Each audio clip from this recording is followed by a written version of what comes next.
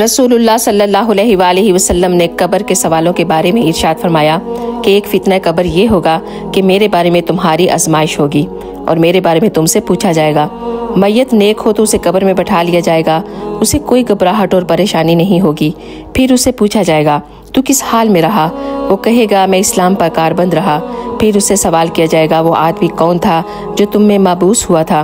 वो कहेगा मोहम्मदुर रसूलुल्लाह सल्लल्लाहु अलैहि वसल्लम। आप हमारे पास अल्लाह ताला की तरफ से वाज़ेह आयात लेकर आए। फिर उसके लिए जन्नत की तरफ से खिड़की खोल दी जाएगी जिससे वो जन्नत की रौनक और ज़ेब व ज़ीनत देखेगा। फिर उससे कहा जाएगा इसमें तेरा ठिकाना ये है।